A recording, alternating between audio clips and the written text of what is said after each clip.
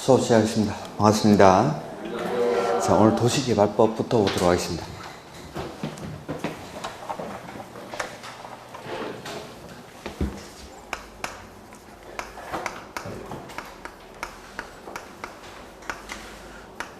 도시개발법은 도시군 계획 사업의 일종인 도시개발 사업, 이걸 시행하기 위한 절차가 도시개발법이죠.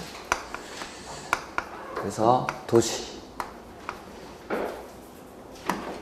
도시군 계획 사업. 이 도시군 계획 사업에는 국계법에서 배웠던 시설 사업, 그다음에 개발 사업, 그다음에 재개발, 재건축과 같은 정비 사업, 이렇게 세 가지 사업을 도시군 계획 사업이라고 하죠. 그 중에서 개발 사업. 개발 사업 역시 도시군 계획 사업이니까 맨 처음에는 뭐 하죠? 계획 만들어야죠. 계획. 그래서 개발 사업 할 때 만드는 계획이 개발 계획입니다. 개발 계획. 개발 계획을 수립하고 나서 그 다음에 구역을 지정하죠. 사업을 어디서 할지. 구역을 지정하고 나서 시행자를 정합니다. 그 다음에 이 시행자가 정해지고 나면 시행자가 실시 계획을 작성을 하죠. 그 다음에 실시 계획은 시행자가 만든 거니까 인가받고 고시를 해야겠죠. 그 다음에 인가받고 나면 인가받은 대로 사업을 실시를 하는데, 신도시를 만드는 방식에는 크게 두 가지. 하나는 수용 방식, 그 다음에 하나는 환지 방식. 이렇게. 그래서 수용이든 환지든 사업을 해서 공사가 완료되고 나면 마지막에 준공검사를 받게 되죠. 이렇게. 이러한 절차로 사업이 진행이 됩니다. 그 중에서 첫 번째, 개발 계획은 우리 책에는 227페이지에 먼저 나옵니다.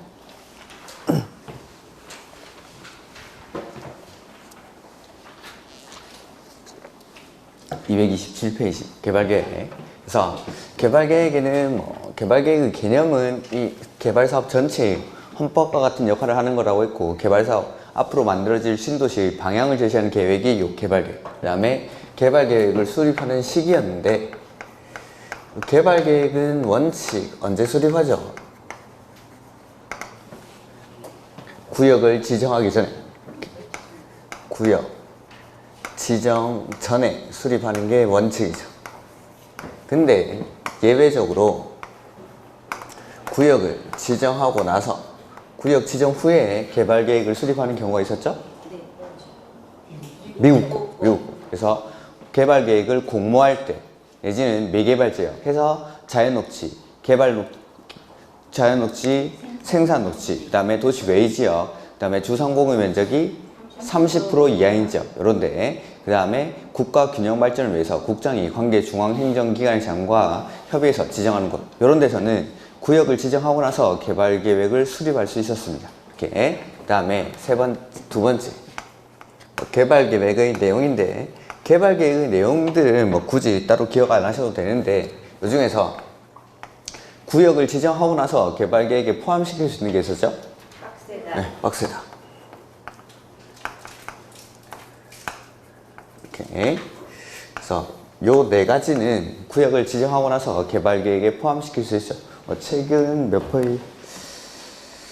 거기 14번부터 227페이지 박스 안에 있는 14번부터 17번까지 나온 내용이죠. 그거 한번 읽어보면은 14번에 도시개발구역 밖의 지역에 기반시설을 설치해야 하는 경우에는 그 시설의 설치에 필요한 비용 부담 계획, 그 다음에 수용 또는 사용의 대상이 되는 토지 등의 세부 목록, 그 다음에 임대주택 건설 계획 등 세입자 등의 주거 및 생활 안정 대책, 그 다음에 순환개발 등 단계적 사업 추진이 필요한 경우에는 그 사업 추진에 관한 계획, 요 네 가지 사항은 구역을 지정하고 나서 개발 계획에 포함시킬 수 있는 거 네 가지. 이렇게.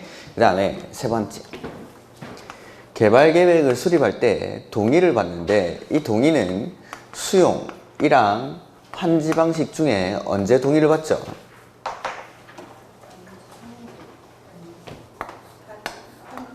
환지 방식일 때. 수용 방식으로 하면은 기존 토지 소유자들은 수용 보상금을 받고 나가는 겁니다. 그러니까 이런 사람들, 환지 방식으로 다시 들어와서 살 사람들한테 동의를 받는 거죠. 그때 동의 요건이 면적, 3분의 2 이상이랑 소유자 총수 2분의 1 이상의 동의를 받아야죠. 근데 시행자가 누구일 때는 동의 안 받습니까? 국가나 지자체. 국가나 지자체는 동의를 요하지 않는다라고 했죠. 시행자가 국가나 지자체일 때는 동의를 요하지 않습니다. 그 다음에 네 번째. 면적이 330만 제곱미터 이상일 때 N은 복합 기능을 갖춘 도시를 만들기 위해서 노력을 해야 되죠. 그래서 요 안에다가 신도시를 만들어 가지고 주거 기능만 딸랑 넣는 게 아니라 주거, 교육, 유통, 위락 등의 기능이 서로 조화를 이루도록 노력을 해야 한다. 이렇게. 그 다음에 다섯 번째. 이 개발 사업을 할 때 맨 처음에 만드는 개발 계획은 개발 사업이 원래 관리 계획의 내용이니까 관리 계획을 시행하기 위해서 수립하는 계획이니까 관리 계획보다 상위 계획에 부합하게끔 수립을 해야 되죠. 그래서 광역도시 계획이나 기본 계획, 관리 계획보다 상위 계획인 광역도시 계획이나 기본 계획에 부합하게끔 수립을 해야 됩니다. 그 다음에 여섯 번째. 요거 개발 계획 누가 만들죠? 지정권자가. 이제 개발법 들어왔으니까 모든 권한을 이 지정권자가 행사를 하게 되죠. 이렇게 지정권자가 개발 계획을 수립합니다. 그래서 그 박스 밑에 뭐 CF에서 14번부터 17의 경우에는 구체적이고 상세한 계획의 내용이므로 구역을 지정한 후 개발 계획에 포함할 수 있다. 뭐 이렇게 되어 있죠. 그래서 아까 빡세다 얘네들은 구역을 지정하고 나서 개발 계획에 포함시킬 수 있는 사항. 그 다음에 이 개발 계획은 참고해서 광역도시계획이나 기본계획에 부합하게끔 수립을 해야 되고 330만 제곱미터 이상일 때는 요거 도시직 신도시 안에 주거 기능뿐만 아니라 생산, 교육, 유통, 위락 등의 기능이 서로 조화를 이루도록 노력을 해야 한다. 그 다음에 기준은 누가 정하죠? 국장이 요 정도 책에는 나와 있습니다. 이렇게. 근데 요거보다 좀 더 저는 이제 설명을 드렸던 거고, 그 다음에 저 222페이지로 오시면 되겠죠. 앞쪽으로. 뭐 221페이지에 나오는 뭐 절차도 이런 것들은 그냥 참고로 한번 보시면 될 것 같고, 그 다음에 도시개발구역의 지정입니다. 지정. 자, 사업을 하기 위해서 개발계획을 수립하고 나서 구역을 지정하죠. 이렇게. 도시개발구역 지정에서는 첫 번째, 누가 지정하는지, 그 다음에 어떻게 지정하는지, 이런 것들. 그 다음에 두 번째는 어디에 지정하는지, 지정할 때 규모는 어떻게 되는지. 그 다음에 세 번째, 도시개발구역을 지정했을 때 어떤 효과가 발생하는지. 그 다음에 지정된 도시개발구역 안에서 개발행위, 건축물의 건축, 공정물의 설치 등의 행위를 할 때는 어떻게 해야 되는지. 그 다음에 네 번째, 사업을 도시개발구역을 지정할 때 분할해서 지정할 수도 있고 결합해서 지정할 수도 있는데 각각의 요건들. 그 다음에 다섯 번째, 지정하고 나서 해제하는 해제 사유까지. 이렇게. 도시개발구역 누가 지정합니까?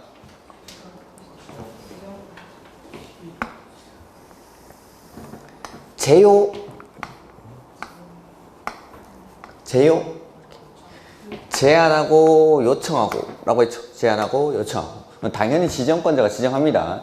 근데 뭐 도시개발구역 지정을 제안하는 경우가 있었고 도시개발구역 지정을 요청하는 경우가 있었죠. 자, 첫 번째, 도시개발구역 지정 제안은 누가 하죠? 시행자가 도시개발구역 지정을 제안할 수가 있죠. 누구한테? 시장, 군수, 구청장한테 제안을 합니다. 그 다음에 시장, 군수, 구청장은 도지사에게 도시개발구역 지정을 요청할 수가 있죠. 그래서 이런 사람들이 지정권자인데 지정권자 원칙이 시, 도, 대도시였습니다. 시, 도, 대도시. 그 다음에 예외적으로 도시개발구역을 국장이 지정할 수가 있었죠. 원칙은 시, 도, 대도시, 예외적으로 국장이 하는 게 뭐였죠?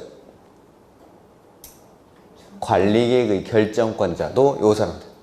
그래서 도시개발구역 지정은 관리계획 결정이랑 같다라고 했습니다. 그래서 도시개발구역의 지정권자가 관리계획 결정권자랑 똑같고, 그 다음에 도시개발구역을 지정하는 절차도 관리계획의 결정 절차랑 똑같다라고 했죠. 이렇게 해서 이런 식으로 지정을 하죠. 해서 지정권자 원칙은 시, 도, 대도시인데 예외적으로 국장 해서 예외적으로 국장이 지정하는 경우인데 그 전에 만약에 지정하려는 지역이 둘 이상의 시, 도, 대도시, 행정구역에 걸쳐 있죠. 이럴 때 어떻게 합니까? 협의. 둘 이상이니까. 협의해서 지정을 해야 되는데 협의가 안 되죠. 그럴 때 누가 지정합니까? 시도지사가 협의가 안 되니까 그때 국장이 지정하는 사유 첫 번째가 둘 이상에서 협의가 성립하지 않을 때. 이럴 때. 그 다음에 두 번째는 국가가 도시개발 사업을 시행하려고 할 때. 그 다음에 세 번째는 천재지변이 발생했을 때. 천재지변. 그 다음에 네 번째. 국장한테 제안하는 경우가 있고 다섯 번째. 국장한테 요청하는 경우가 있었습니다. 이렇게. 자, 여기서 제안 누가 했죠? 시행자가. 그러면은 국장한테 제안하는 사람도 시행자죠. 그러니까 시행자 중에서 누구죠?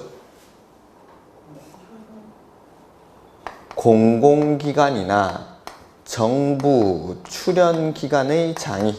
공공기관이나 정부 출연기관의 장이 면적은 30만 제곱미터 이상으로 국가계획과 밀접한 관련이 있을 때 이럴 때는 제안을 국장한테 합니다. 국장한테. 그래서 시행자 중에서 공공기관이나 정부 출연기관의 장이 면적 30만 제곱미터 이상으로 국가계획과 밀접한 관련이 있을 때 이럴 때는 제안을 국장한테 하고 요청은 누가 하죠?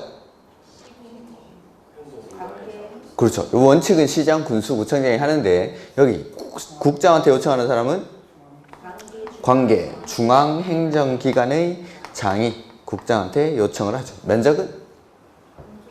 없죠. 면적 없이 그냥 관계 중앙행정기관의 장은 국장에게 요청을 합니다. 요청을. 요게 국장이 도시개발구역을 지정할 수 있는 경우 해서 천, 구, 이, 제, 요 이렇게 도시개발구역을 국장이 지정할 수 있는 경우는 이렇게 5가지. 그 다음에 시행자가 시장, 군수, 구청장한테 제안을 하는데 이 제안할 수 있는 시행자에서 제외되는 사람이 3명 있었습니다. 3명.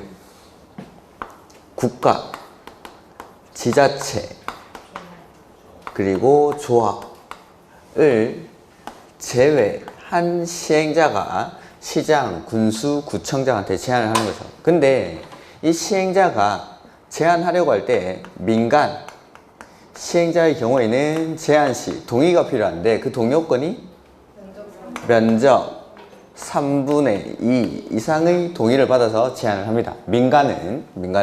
그 다음에 이 시행자가 제안을 할 때는 제안서를 시장, 군수, 구청장한테 제출을 합니다.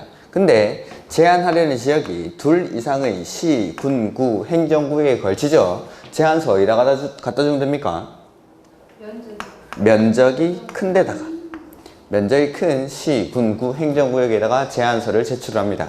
이렇게 제안을 받은 시장, 군수, 구청장은 답변 주는 기간이 1개월. 여기서는 1개월. 네, 답변을 줘야 되고 그 다음에 시행자가 제안함으로 인해서 발생한 비용의 전부 또는 일부를 어떻게 할 수 있습니까? 부담시킬 수 있다. 비용은 부담시킬 수 있다. 이렇게 이게 도시개발구역 지정의 제안이었죠. 제안. 그 다음에 이렇게 제안을 받은 시장, 군수, 구청장은 도시계획위원회의 심의를 거칩니까? 자문을 거칩니까? 요청할 때? 자문. 도시계획위원회 자문을 거쳐서 시도지사에게 요청을 합니다. 요청할 때는 자문 거쳐서 요게 지정을 누가 하는지. 그래서 시행자는 시장, 군수, 구청장한테 제안을 하고 제안을 받은 시장, 군수, 구청장은 시도지사에게 요청을 합니다. 그래서 원칙적인 지정권자는 시, 도, 대도시. 근데 둘 이상의 시, 도, 대도시 행정구역에 걸쳐 지정이 될 때는 협의해서 지정할 자를 정하고 협의가 안 될 때 그때 이제 국장이 하는 거죠. 그 다음에 국가가 도시개발 사업을 시행하려고 할 때, 그 다음에 천재지변이 발생했을 때, 그 다음에 국장한테 제안할 수 있고 국장한테 요청하는데 국장한테 제안하는 사람은 공공기관이나 정부 출연기관의 장이 면적 30만 제곱미터 이상으로 국가계획과 밀접한 관련이 있을 때, 그 다음에 국장한테 요청하는 경우는 관계 중앙행정기관의 장은 국장에게 요청을 합니다. 요청을. 뭔가 딴 생각하고 계신 것 같은데. 자, 이렇게. 그 다음에 지정의 절차는 이렇게 밑으로 했어요. 밑으로. 이렇게. 근데 요 도시개발구역 지정은 관리계획 결정이랑 똑같으니까 관리계획 입안하기 전에 맨 처음에 뭐 하죠? 기초조사. 그래서 도시개발구역 지정할 때도 기초조사합니다. 그 다음에 주민한테 의견 듣죠. 그리고 나서 협의하고 심의 절차를 거쳐서 지정하게 됩니다. 기초조사하고 의견 듣고 협의하고 심의하고. 그 다음에 도시개발구역 지정에서 기초조사는 해야 됩니까? 할 수 있습니까? 여기서는 이 기초조사를 할 수 있다. 여기서 도시개발구역 지정에서의 기초조사는 할 수 있다라는 거. 그 다음에 의견을 듣는데 우리 관리계획에서는 열람시켜준다라고 했었는데 여기서는 공람을 시켜준다. 공람을. 그래서 먼저 공람 공고를 합니다. 공람 공고를 하고 나서 며칠 동안 보여주죠? 14일. 주민한테 의견 될 때는 대부분이 14일. 14일 이상 공람을 시켜주고 그 다음에 이 공람 기간 안에 의견이 있는 사람들은 의견서를 제출하죠. 이 의견에 대해서 답변 주는 기간이 30일 내에 결과 통보를 해줍니다. 이렇게. 그 다음에 이제 협의 심의가 지는데 이때 협의를 할 때 국장과 협의하는 경우가 있었습니다. 국장과. 그래서 면적이 얼마 이상일 때 100만 제곱미터 이상일 때, 그 다음에 국가계획과 밀접한 관련이 있을 때는 협의를 국장과 합니다. 그 다음에 의견 청취에서 숫자가 2개 나왔었는데 면적이 10만 제곱미터 미만일 때는 뭐라 했죠? 일간신문에 공고를 하지 않습니다. 먼저 맨 처음에 공람 공고를 해줍니다. 공람 공고를 하는데 이거는 일간신문이나 시군구 인터넷 홈페이지에 공고를 합니다. 근데 면적이 10만 제곱미터 미만일 때는 일간신문에는 공고하지 않고 인터넷 홈페이지에만 공고를 하죠. 그 다음에 면적이 100만 제곱미터 이상일 때는 뭘 꼭 해야 됩니다. 공청회. 그래서 원칙은 공람 기간이 끝나고 나면 필요한 경우에는 공청회는 개최할 수 있다가 원칙인데 면적이 100만 제곱미터 이상일 때는 공청회를 반드시 거쳐야 한다라는 게 요 의견 청취에서 나왔던 숫자 2가지. 이렇게. 그래서 보면은 222페이지. 지정권자가 나오죠. 지정권자 원칙은 시, 도, 대도시. 이렇게.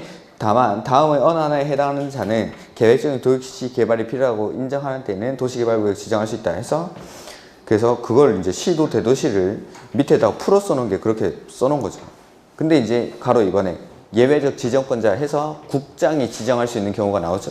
그래서 첫 번째 보시면은 국가가 도시개발 사업을 시행하려고 할 때. 이렇게. 그 다음에 두 번째 관계 중앙행정기관의 장은 제안하는 사람입니까? 요청하는 사람입니까? 요청. 이렇게. 그 다음에 세 번째 공공기관의 장이나 정부 출연기관의 장이 면적은 30만 제곱미터 이상으로 국가계획과 밀접한 관련이 있는 도시개발구역 지정을 제안을 하죠. 이 사람들은 시행자니까. 그 다음에 네 번째 둘 이상의 시, 도, 대도시 행정구역에 걸칠 때 원칙은 뭐 하는 거죠? 협의해야 되는데 협의가 이루어지지 않을 때 이럴 때는 국장이 지정을 하고 다섯 번째는 천재지변이 있을 때는 국장이 직접 도시개발구역을 지정해서 사업을 할 수가 있다라는 거. 그 다음에 가로 3번에 지정의 요청 나오죠. 요청하는 사람 누굽니까? 시장, 군수, 구청장. 시장, 군수, 구청장이 시, 도지사에게 요청을 하죠. 그래서 시장, 군수, 구청장은 특별시장, 광역시장, 도지사, 시, 도지사에게 요청을 합니다. 당연히 대도시시장은 제외되죠. 그 시에서 대도시시장은 자기가 직접 지정을 하니까. 이렇게. 그리고 요청을 할 때는 군은 도시계획위원회에 뭘 거치죠? 자문을 거쳐서 요청합니다. 자문을 거쳐서. 그 다음에 가로 4번에 지정의 제한입니다. 그래서 공공기관, 정부 출연기관, 지방공사, 도시개발구역의 토지 소유자 뭐 쭉쭉쭉쭉 나오는데 이런 사람들 시행자죠. 시행자. 그래서 첫 번째 줄부터 대통령령으로 정하는 바에 따라 그 앞에 공동출자법인 그까지 그걸 한마디로 말하면 그냥 국가랑 지자체, 조합을 제외한 시행자입니다. 기역에 있는 첫 번째 줄부터 저 밑에서 두 번째 줄까지 그게 국가, 지자체, 조합을 제외한 시행자는 대통령령으로 정하는 바에 따라 제안을 누구한테 하죠? 시장, 군수, 구청장한테 시행자가 시장, 군수, 구청장한테 제안을 합니다. 시장, 군수, 구청장한테 도시개발구역 지정을 제한할 수 있다. 근데 참고해서 제한자에는 국가, 지자체, 조합은 제외된다. 요 세 사람 빼고. 그래서 국가, 지자체, 조합을 제외한 시행자가 시장, 군수, 구청장한테 제안을 하죠. 그 다음에 아까 봤던 거 정부 출연기관의 장은 국장에게 직접 제안할 수 있다. 정부 출연기관의 장뿐만 아니라 공공기관이나 정부 출연기관의 장이죠. 공공기관이랑 정부 출연기관의 장. 그 다음에 구역 지정 제한 시 동의인데 토지 소유자 또는 수도권 A 지역으로 이전하는 법인. 그래서 그 첫 번째 줄부터 그 하나, 둘, 셋, 네 번째 줄 해당하는 자 민간 시행자. 그래서 네 번째 줄에 가로 안에 민간 시행자 그것만 보면 되겠죠. 민간 시행자. 그래서 제한하는 시행자 중에서 민간의 경우에는 제한할 때 동의를 받아야 되죠. 그 동의 요건이 면적 3분의 2. 그래서 요거 민간 시행자가 제한할 때는 면적 3분의 2 이상의 동의를 받아서 제한을 합니다. 그 다음에 비용은 전부 또는 일부를 어떻게 합니까? 부담시킬 수 있다. 제한자에게. 그 다음에 제한에 따른 결과 통보는 며칠 안에? 30이 아니라 1개월. 여기는 1개월. 두 번째 줄. 그래서 도시개발구역 지정을 제한받은 국장, 시장, 군수, 구청장은 제한 내용의 수용 여부를 1개월 이내 통보하여야 한다. 다만 불가피한 사유가 있는 경우에는 1개월이 범위 안에서 연장할 수 있다라는 거죠. 그 다음에 224페이지. 지정의 절차가 나오죠. 뭐 제한하는 경우 있고 요청하는 경우 있고 뭐 이런 것들은 됐고 기초조사는 해야 됩니까? 할 수 있습니까?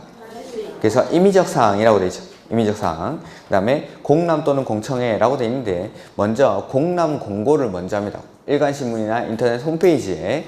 그리고 나서 주민에게 14일 이상 공람을 시켜주죠. 근데 면적이 얼마 이상일 때는 10만 제곱미터 미만일 때는 일간신문에는 공고하지 않고 인터넷 홈페이지만 공고할 수 있다라고 동그라미 2번에 나와 있고 그 위에 동그라미 1번에 14일 이상 공람을 시켜준다라고 했는데 면적이 100만 제곱미터 이상일 때는 공청회를 반드시 개최를 해야 되죠. 의무사항이라고 되어 있죠. 의무사항. 그래서 의견 청취에서 숫자 두 가지. 면적이 10만 제곱미터 미만일 때는 일간신문에 공고하지 않고 인터넷 홈페이지에만 공고를 하고 면적이 100만 제곱미터 이상일 때는 공청회를 반드시 개최를 해야 되죠. 이렇게. 그 다음에 요까지만 나와 있는데 요 14일 안에 공람 기간 안에 의견 제시하면은 거기에 대해서 답변 주는 기간은 30일 내에 결과 통보를 합니다. 30일 내에. 그 다음에 협의, 심의를 거치는데 지정권자가 협의를 한다로 되어 있고 심의, 국장은 중앙도시계획위원회, 시도 대도시는 시도 도시계획위원회의 심의를 거친다라는 거. 근데 여기서 이제 하나 빠져 있는 게 우리 국장과 협의를 하는 경우가 있었죠.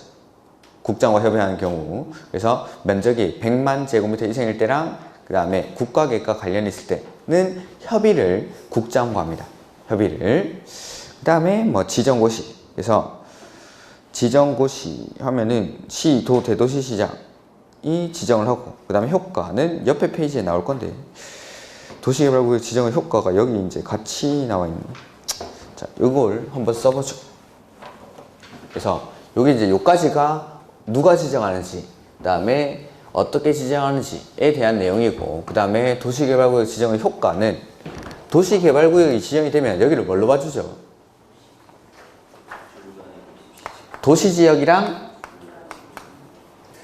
지구 단위 계획 구역으로 지정된 것으로 관리계 결정 고시를 의제를 해주죠.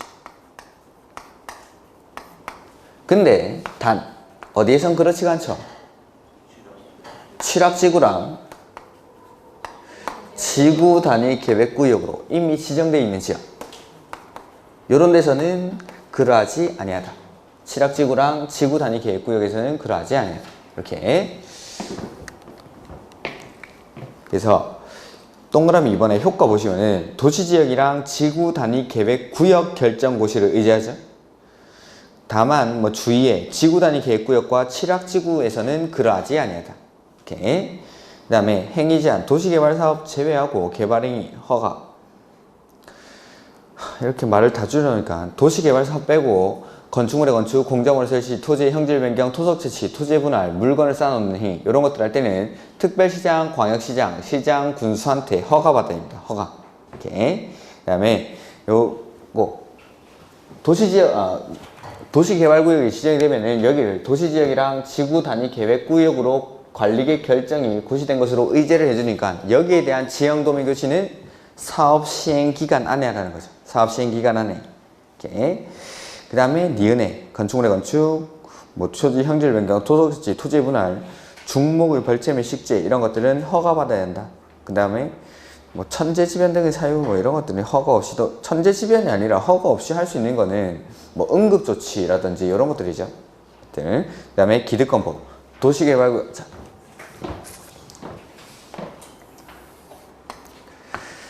여기 도시개발구역이 지정이 되죠.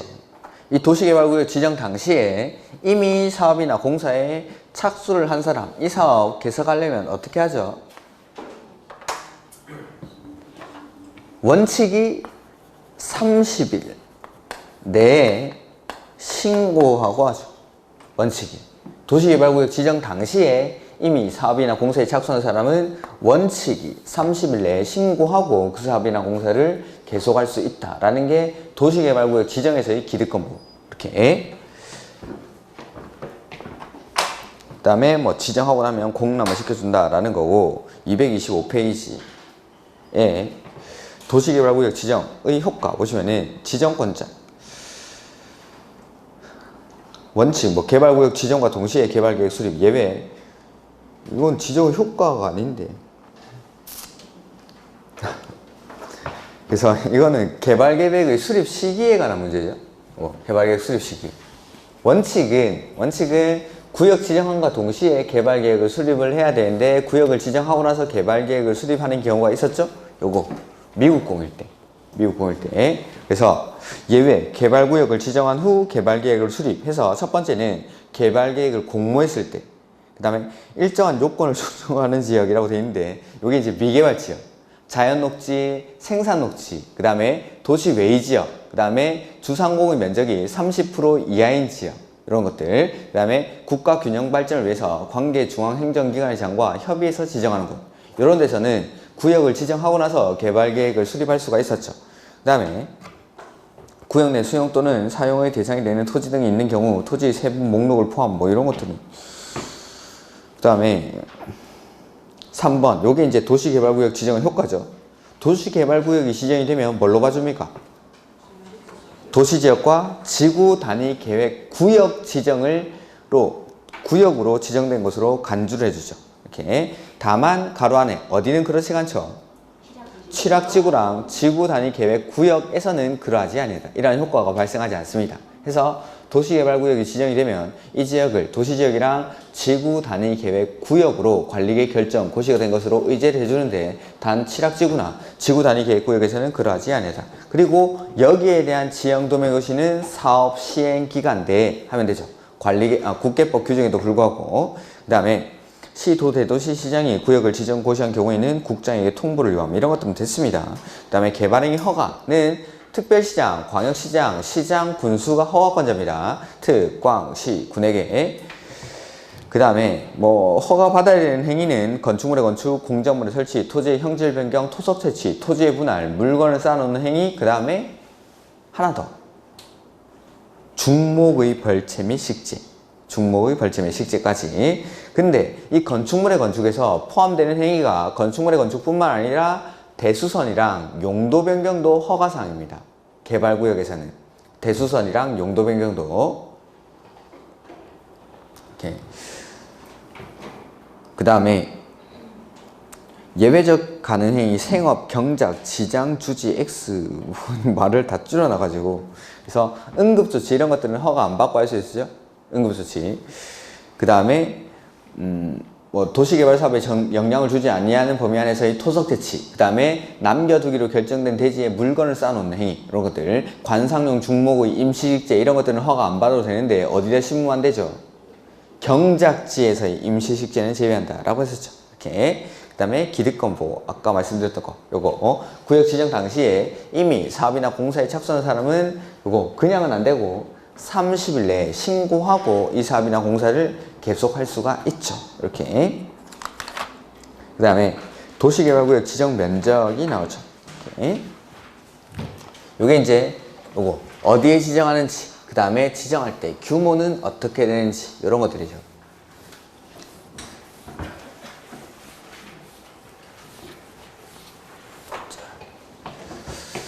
도시개발구역은 우리나라 어딘가에 지정을 하는데, 요걸 크게 나눠보면은 도시지역이랑 비도시지역, 이렇게 나눌 수가 있죠. 자, 도시지역에서 도시개발구역을 지정할 때 주거지역, 상업지역, 자연녹지, 생산녹지에서는 얼마? 1만 제곱미터 이상, 1만 제곱미터 이상. 그 다음에 공업지역은 3만 제곱미터 이상, 3만 제곱미터 이상. 그 다음에 비도시지역은 30만 제곱미터 이상. 인데 예외적으로 10만 제곱미터 이상인 경우에도 도시개발구역을 지정할 수 있는 예외가 있었습니다. 그 다음에 여기 자연녹지, 생산녹지, 비도시지역, 여기를 제가 묶어서 뭐라 불렀죠? 미개발지역. 이렇게 개발이 안 된 곳들은 계획 수립 여부를 따집니다. 계획 수립 여부를. 그래서 자연녹지, 생산녹지, 비도시지역에서 만약에 광역도시계획이나 기본계획이 수립이 되어 있죠. 이럴 때는 계획대로 합니다. 계획대로. 그래서 자연녹지, 생산녹지, 비도시지역에 도시개발구역을 지정하려고 하는데, 이 지역에 광역도시계획이나 기본계획이 수립되어 있을 때는 계획대로, 즉 광역도시계획이나 기본계획상 개발이 가능한 지역만 도시개발구역으로 지정해서 개발을 할 수가 있습니다. 근데 이러한 지역들에 광역도시계획이나 기본계획이 수립되어 있지 않을 때는 아무데나 해도 안 되고 계획대로도 할 수 없으니까 용도지역의 개념상 개발이 가능한 지역 딱 두 군데다 지정할 수 있다고 그랬죠? 자연녹지랑 계획관리지역, 이 두 군데만 지정을 할 수가 있었죠. 이렇게. 그 다음에 여기 있는 기준들을 아예 싸그리 무시하는 곳이 있습니다. 무슨 지구 이런 게 붙으면. 해서 첫 번째는 취락지구, 두 번째는 개발진흥지구, 개발진흥지구, 그 다음에 세 번째 지구단위계획구역, 네 번째는 국가균형발전을 위해서 국장이 관계 중앙행정기관의장과 협의해서 지정하는 곳. 여기서 제외되는 데가 어디였죠? 자연환경 보전지역. 자연환경 보전지역은 제외한다라고 했었죠. 이런 데서는 앞에 있는 이 기준들을 적용하지 않는다라는 거죠. 이렇게. 그래서 자, 지정할 때 어디에 지정하는지가, 첫 번째 도시지역에서는 주거지역, 상업지역, 자연녹지, 생산녹지에서는 얼마 이상? 1만 제곱미터 이상. 그 다음에 공업지역은 3만 이상, 비도시지역은 30만 이상 일 때 도시개발구역으로 지정할 수 있다라는 거고, 여기 자연녹지, 생산녹지, 비도시지역에서는 계획 수립 여부를 따지죠. 해서 광역도시계획이나 기본계획이 수립되어 있을 때는 계획대로, 근데 계획이 없을 때는 자연녹지랑 계획관리지역만. 그 다음에 이 앞에 있는 구정을 아예 무시하는 곳, 요 네 군데, 취락지구, 개발진흥지구, 지구단위계획구역, 국가균형발전, 이런 데서는 앞에 있는 기준들을 적용하지 않는다라는 거죠. 그래서 226페이지 보시면 위에 표에 도시지역 안에서 주거지역, 상업지역, 자연녹지, 생산녹지는 규모가 1만 제곱미터 이상, 그 다음에 공업지역은 3만 이상, 그 다음에 도시지역 밖에서는 원칙 30만 제곱미터 이상인데, 단 공동주택 중 아파트 또는 연립주택 건설 계획이 포함된 경우 다음은 10만 제곱미터 이상 해서 초등학교 용지가 확보되어 있고 도로로 연결되어 있거나 4차로 이상의 도로 설치 계획이 있을 때, 이럴 때는 예외적으로 10만 제곱미터 이상일 때도 비도시 지역에 지정을 할 수가 있다라는 거죠. 이렇게. 그래서 규모, 어디에 지정하는지랑 규모, 비도시 지역에서는 원칙 30만 제곱미터 이상인데 예외적으로 아파트나 연립주택 건설 계획이 포함된 경우로서 초등학교 용지가 확보되어 있고 도로로 연결되어 있거나 4차로 이상의 도로 설치 계획이 있을 때, 이럴 때는 10만 제곱미터 이상일 때 지정할 수가 있다라는 거. 이렇게. 그 다음에 면적 제한 예외 지역인데, 취락지구와 개발진행지구, 지구단위 계획구역은 원래 개발을 하기 위해서 지정한 구역인데, 그 구역을 도시개발구역으로 지정하고자 하는 경우에는 면적요건이나 계획에 관련된 규정을 적용하지 않는다는 의미이다. 그 다음에 또한 중앙행정기관장과 국가균형발전을 위해서 협의하는 경우에도 규정을 적용하지 않는다. 이걸 이렇게 되게 복잡하게 써놨는데 요 네 군데죠. 네 군데. 취락지구, 개발진행지구, 지구단위계획구역, 국가균형발전. 이 앞에서는 요거 면적이랑 계획 수립 여부에 관한 기준을 적용하지 않겠다라는 거죠. 이렇게. 그 다음에 도시개발구역 지정의 해제입니다. 해제. 지정하고 나서 일정한 사유가 발생하면 이 지정된 도시개발구역을 해제를 하죠. 그래서 자, 사업을 하는 절차를 여기 한번 다시 써보면은 원칙대로 하면 개발계획을 수립하고 나서 그 다음 구역을 지정하죠. 구역을 지정하고 나서 시행자가 정해지고 나면 그 시행자가 실시계획을 작성해서 이 실시계획인가 신청을 하죠. 이렇게. 요거는 정상적으로 했을 때. 근데 미국 올 때는 거꾸로 하죠. 해서 맨 처음에 뭐합니까? 미국 올 때는 구역 지정을 먼저, 그렇죠. 구역 지정을 먼저 하고 나서 그 다음에 개발 계획을 수립하죠. 그 다음에 시행자를 정하고 나서 그 시행자가 실시 계획인가 신청을 하게 됩니다. 이렇게. 여기서 개발 계획 얼마? 2년. 실시 계획 3년. 이렇게 했죠. 개발 계획 2년, 실시 계획 3년. 해서 구역 지정하고 나서 실시 계획인가 신청을 하는 경우에는 3년 안에. 3년 안에. 그 다음에 구역 지정하고 나서 개발 계획 만드는 거는 2년. 그 다음에 개발 계획 만들고 나서 실시 계획인가 신청은 3년. 이렇게. 그래서 실시 계획 3년, 개발 계획 2년 안에 안 만들면 3년, 2년이 되는 날이 다음 날에 이 지정된 도시개발구역은 해제된 것으로 본다는 거. 실시계획 3년, 개발계획 2년. 근데 요거 거꾸로 할 때, 미국공일 때는 2년, 3년의 기간이 면적이 330만 이상일 때는 요거 5년으로 바뀐다라고 했었습니다. 5년으로. 이렇게. 면적이 330만 제곱미터 이상일 때. 330만 제곱미터 이상인 경우에는 이 2년, 3년의 기간들이 5년으로 바뀝니다. 5년으로. 그래서 도시개발구역 지정의 해제 보시면은, 하나 안 했구나. 여기. 그 다음에 공사 완료 공고일의 다음 날에도 해제가 된다라는 거죠. 공사 완료 공고일의 다음 날에도. 이렇게. 그래서 해제 시기 보시면은 모두 해당 일의 다음 날에 해제됨 해서 완료 전, 개발구역 지정구 시후 3년이 되는 날까지 도시개발사업에 관한 실시계획 인가를 신청하지 않는 경우에는 그 3년이 되는 날의 다음 날. 이렇게. 모두 해당 일의 다음 날에 해제됨. 이거는 굳이 안 써놔도 되는 건데.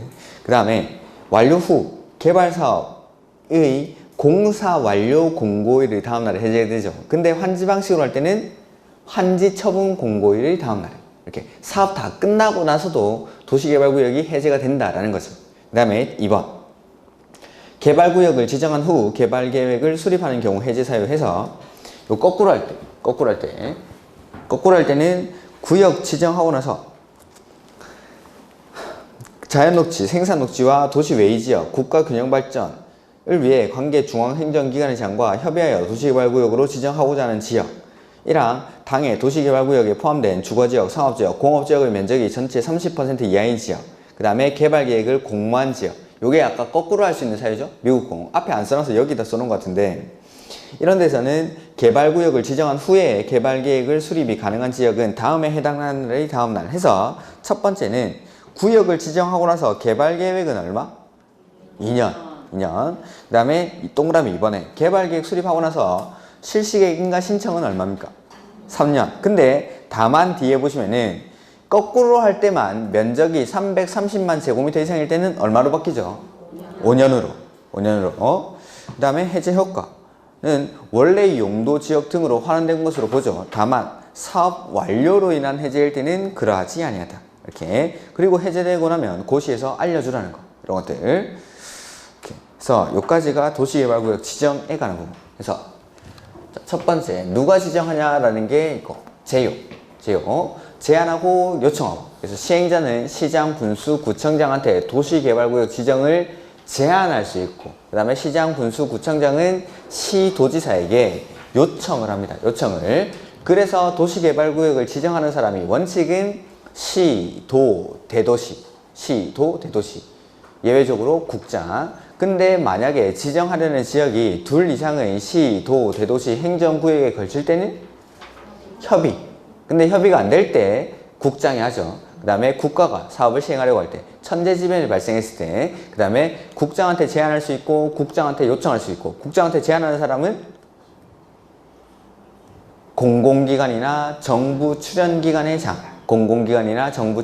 장이 면적 30만 제곱미터 이상으로 국가계획과 밀접한 관련이 있을 때, 그 다음에 국장한테 요청할 수 있는 사람은 관계 중앙행정기관의 장이 요청을 하죠. 이런 것들. 이 지정권자. 그 다음에 지정의 절차는 관리계획, 결정 절차는 똑같죠. 기초사하고 의견 듣고 협의하고 심의하고 이런 것들.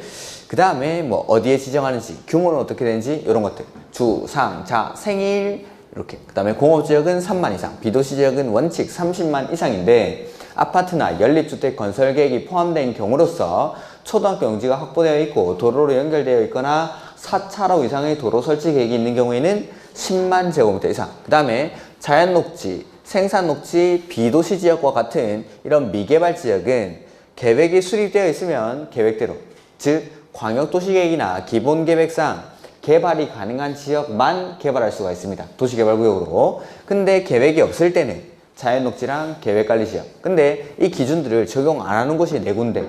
취락지구, 개발진흥지구, 지구단위계획구역, 국가균형발전. 근데 이 국가균형발전에서 제외되는 게 자연환경보전지역. 이런데. 그 다음에 도시개발구역이 지정됐을 때의 효과죠.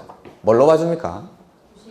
도시지역이랑 지구단위계획구역으로. 다만 이미 지구단위계획구역으로 지정된 지역이라든지 취락지구에서는 이러한 효과가 발생하지 않죠.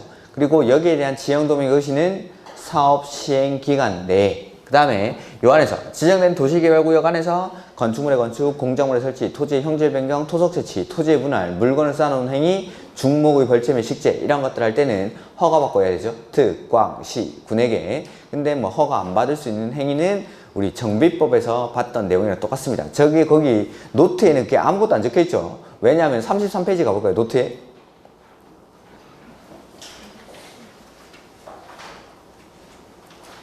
노트 33페이지 가면은 거기 정비구역에서 거기는 다 써놨죠. 그거랑 한 글자도 안 틀리고 똑같습니다. 2번만 빼고 허가 안 받고 할 수 있는 행위에 2번만 빼고 나머지 글자들은 뭐 글자는 안 틀리고 다 똑같기 때문에 걷다 다 써놨습니다. 여기 제가 다 생각이 있었죠. 그 다음에 227페이지 개발계획은 아까 했었고, 그 다음에 228페이지 보시면은 환지 방식으로 시행하는 경우 개발계획 수립 시 동의죠. 그래서 개발계획 수립할 때 수용이랑 환지 중에서 환지 방식일 때 동의를 받습니다. 환지 방식일 때 그때 동의 요건이 면적 3분의 2랑 소유자 총수 2분의 1 이상의 동의를 받죠. 그리고 동의자 수 산정 방법에서 면적 3분의 2 중에서 국공유지는 제외합니까? 포함합니까? 포함하죠. 그 다음에 소유자 숫자 공유일 때는 몇 명으로? 공유일 때는 1명. 공유일 때는 1명. 다만 구분 소유자는 각각. 그 다음에 지정을 위한 공람 공고일 후에 소유자 수가 증가합니다. 사람 취급합니까? 안 합니까? 안 하니까 공람 공고일 전의 소유자 수를 기준으로 하고 증가한 사람들은 추가 사립하지 말 것. 이런 것들. 그 다음에 동의했다 처리하면 어떻게 하죠? 동의자 수에서 제외. 그 다음에 갑이 동의했다가 을에게 양도를 합니다. 양도인과 양수인 중에 누구의 의사를 기준으로 합니까? 양도인. 그래서 양수인도 동의한 것으로 본다. 이런 것들. 그 다음에 동의를 받을 때는 전체 사유토지한테 먼저 동의를 받고 그 다음에 국공유지관리청의 동의를 받는다라는 내용들이 그쪽에 쭉쭉쭉쭉 나오겠죠. 이렇게. 그 다음에 여기 시행자가 나옵니다. 229페이지 시행자.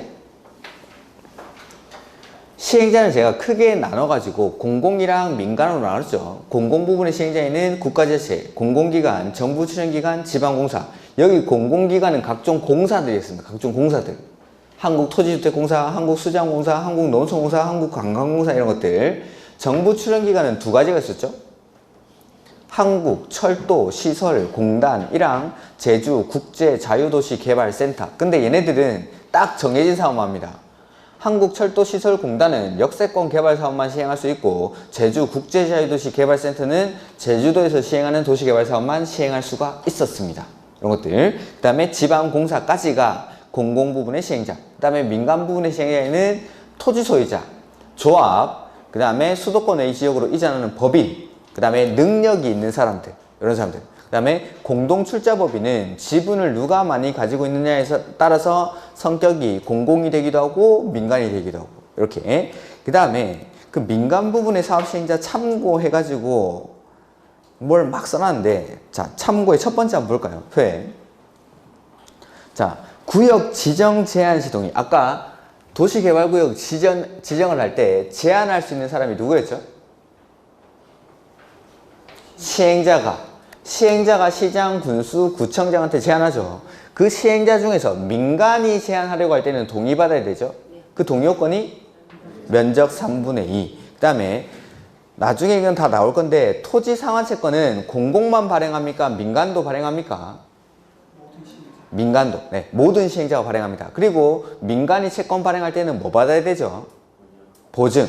그래서 민간이 채권 발행할 때는 지급 보증을 받아야 한다라는 내용이 거기 써져 있는 거고, 그 다음에 민간이 도시개발 사업을 수용 방식으로 할 때 동의요건이 필요합니다. 그 동의요건이 면적 3분의 2 이상을 소유하고 소유자 총수 2분의 1 이상의 동의를 받아야 된다라는 거.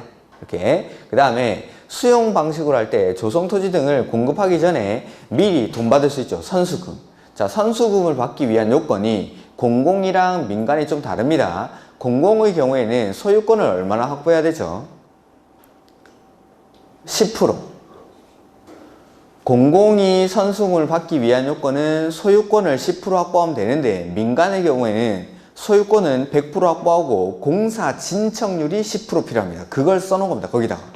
거기다가 그런 것들 뒤에 가면 다 나오는 내용들인데, 민간이 할 때 뭐 동의요건들을 이렇게 모아서 정리를 해놓은 취지 같은데, 뭐 이런 건 됐습니다. 그 다음에 자, 전부 환지 방식으로 할 때 도시개발 사업의 시행자가 누구죠?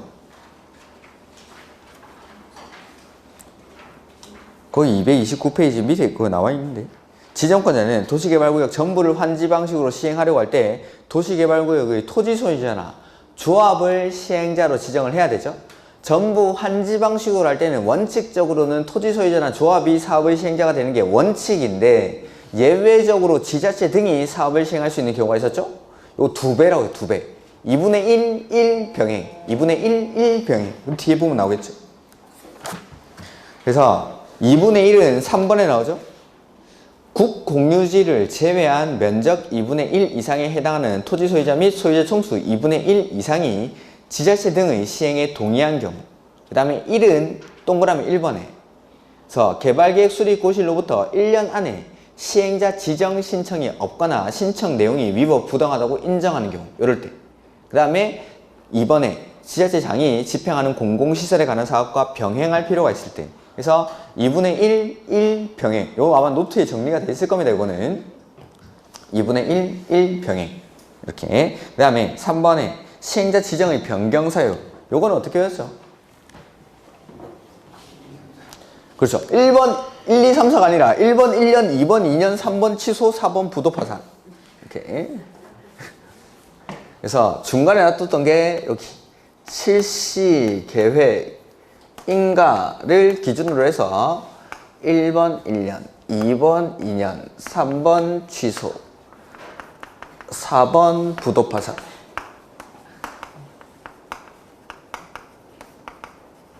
그래서 여기 도시개발구역 지정 고시일로부터 1년 안에 실시계획 인가 신청이 없거나 실시계획 인가 받고 나서 2년 안에 사업의 착수가 없는 경우, 그 다음에 3번 취소는 시행자의 지정이나 실시계획 인가가 취소된 경우.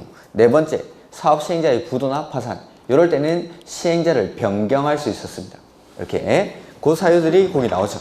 그래서 실시계획 인가 후 2년 이내에 사업에 착수하지 않는 경우. 그 다음에 2번 정부가 아니라 전부겠죠. 전부를 환지 방식으로 진행하는 경우로서 시행자로 지정된 토지 소유자 또는 조합이 도시개발구역 지정고시로부터 1년 안에 실시계획 인가 신청을 하지 않는 경우. 그 다음에 시행자 지정이나 실시계획 인가가 취소된 경우. 그 다음에 4번째, 시행자의 부도나 파산. 이럴 때는 사업 시행자를 변경할 수가 있다라는 거죠. 이렇게. 그 다음에 조합이 나오는데 조합이 너무 짧게 써져 있는데 조합은 조금 쉬었다가 보도록 하죠.